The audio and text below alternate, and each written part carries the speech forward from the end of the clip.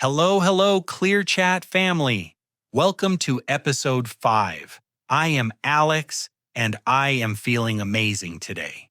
Hi, everyone. I'm Maya. Alex, why are you so happy today? Because I finally stopped saying sorry for everything like we learned in episode 4. I feel more confident.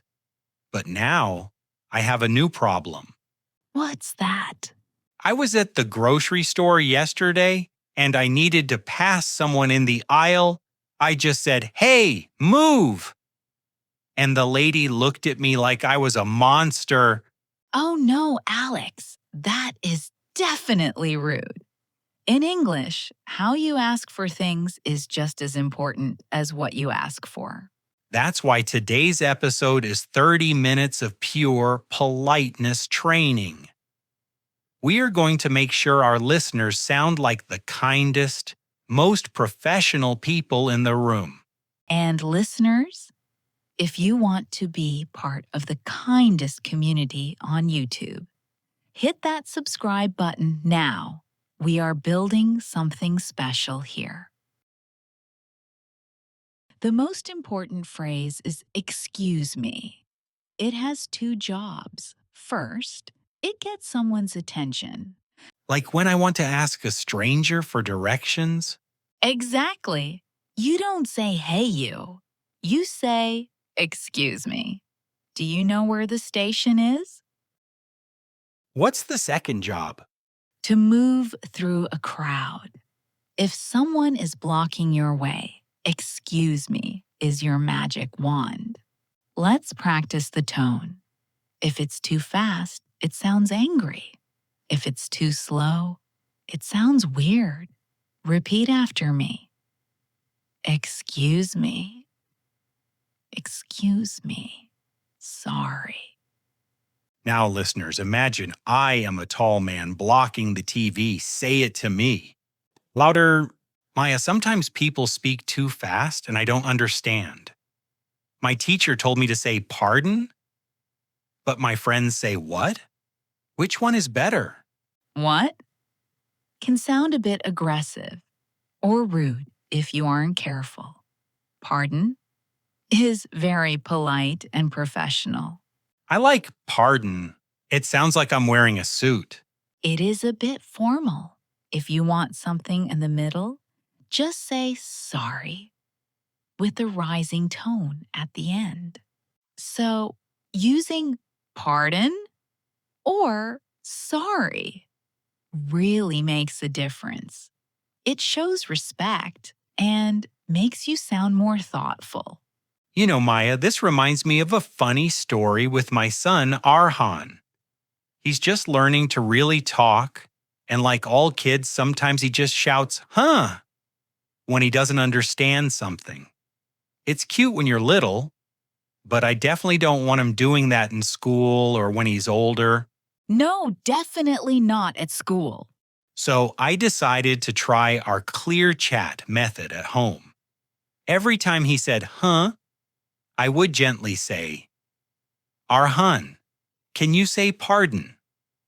And he would just look at me with his big, curious eyes. It took a few days. One morning we were having breakfast, a typical busy morning with cereal everywhere. And I asked him, Arhan, do you want more milk? And he was busy playing with his spoon, so he just looked up and said, huh? Oh no. Exactly. But then I remembered our tips. So I very calmly said, Arhan, remember what we say? And he paused, thought about it for a second, and then with his little voice, he said, Pardon? Oh, that's so sweet. I nearly dropped my coffee. It was such a small word, but the sound of him trying to be polite, trying to use pardon, it made me so proud. It wasn't perfect, but he was trying. And that's what we talk about here at ClearChat, right? It's about taking those small steps. Absolutely. It shows that even little changes make a big impact. If Arhan can do it, anyone can. And honestly, that's how native speakers learn too, by trying, making mistakes, and then getting it right. It becomes natural. So, to all our listeners, think of Arhan. If he can learn to swap for pardon, you can definitely swap your what for pardon or sorry when you don't understand something. It changes how people see you. That's a fantastic story, Alex. It really highlights how these small politeness phrases are not just about grammar, they're about building better connections. And speaking of building connections, our third tip is all about how to ask for favors politely. This is where you can truly sound sophisticated and respectful.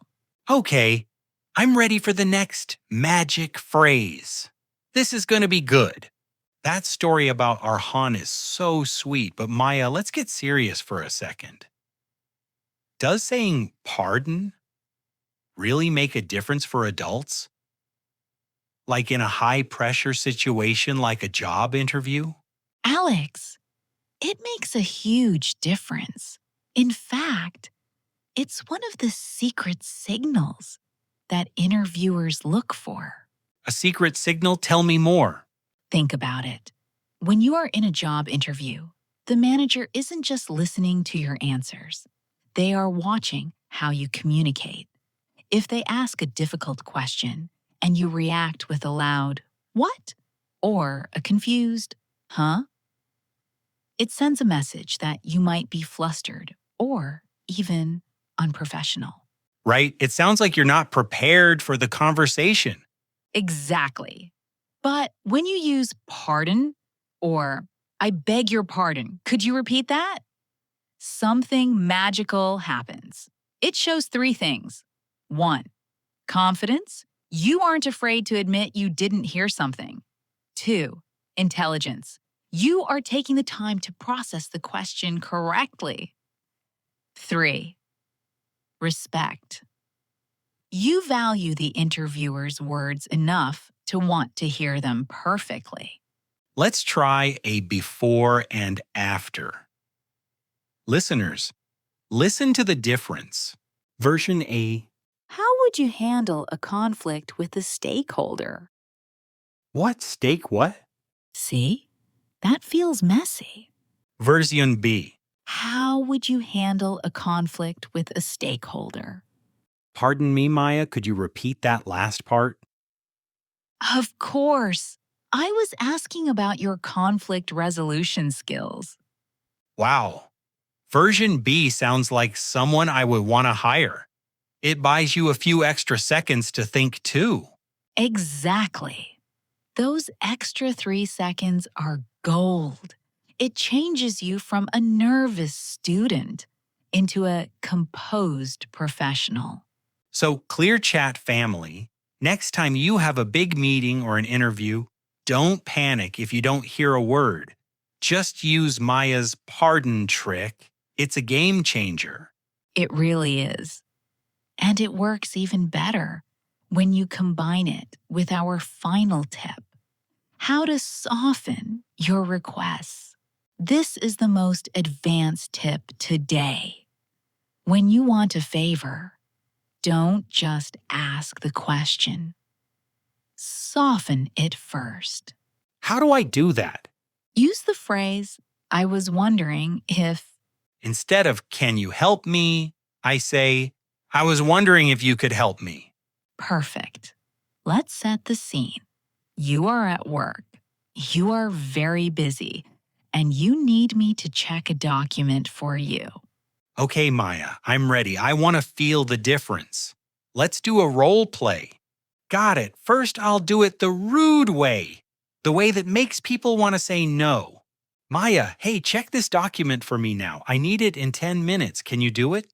Uh, Alex, I'm in the middle of a phone call. That was very sudden. Ouch. Did you feel that, clear chat family? I sounded like a bossy king. Even though I said, "Can you do it?" it felt like a command. Exactly. It feels like you are pushing me. Now, let's try the ClearChat polite way using our magic softener. Hi, Maya. Sorry to interrupt. I was wondering if you might have a few minutes to check this document for me. Oh, hi, Alex. Sure, I'm just finishing this up. Give me 5 minutes and I'll take a look. Wow, what a difference. I asked for the exact same thing, but Maya's reaction was completely different. It's because you used, I was wondering if it shows you respect my time. It's like a verbal pillow. It makes the request soft and easy to accept. Okay, listeners, it's your turn. This is a long sentence and it can be tricky for your tongue. We are going to build it together piece by piece. That's a great idea. Let's start small. Repeat after Alex. I was wondering, If you could.